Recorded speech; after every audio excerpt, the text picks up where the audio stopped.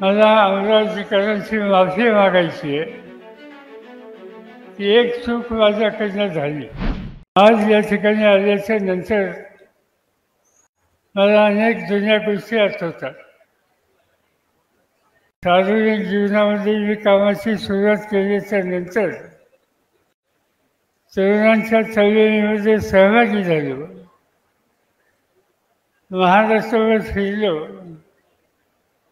पण अमरावती एक असं ठिकाण होतं की या ठिकाणी तरुणांची एक जबरदस्त शक्ती उभी राहिली आणि आम्हा सगळ्यांना काम करण्याच्यासाठी अमरावतीकरांनी प्रोत्साहन दिलं. म्हणून अमरावतीचा अभिमान मला अंतःकरणापासून आहे. पण आज या ठिकाणी मी आलो एक गोष्ट तुम्हाला सांगण्याच्यासाठी.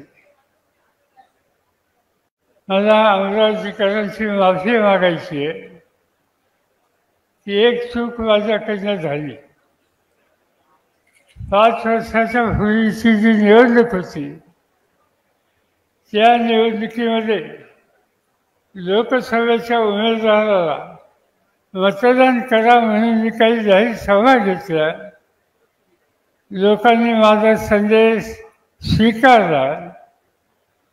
आम्ही ज्यांना पाठिंबा दिला त्यांना खासदार केलं आणि गेले 5 वर्षाचा त्यांचा अनुभव हा बघितल्याच्या नंतर माझ्या मनात अस्वस्थता होती की कधीतरी जावं आणि अमरावतीकरांना सांगावं की आमच्याकडून चूक झाली, ही चूक पुन्हा कधी होणार नाही आणि ती चूक आता दुरुस्त करायची आहे. आणि ती चूक दुरुस्त करण्याच्यासाठी ज्याचं सार्वजनिक जीवन आणि व्यक्तिगत जीवन हे अत्यंत स्वच्छ आणि शेवटच्या माणसाचा हिताचा विचार करणार अशा बळवंत वानखेडेंना मोठ्या मतांनी तुम्ही विजय करा हे सांगण्याच्यासाठी या ठिकाणी आलो.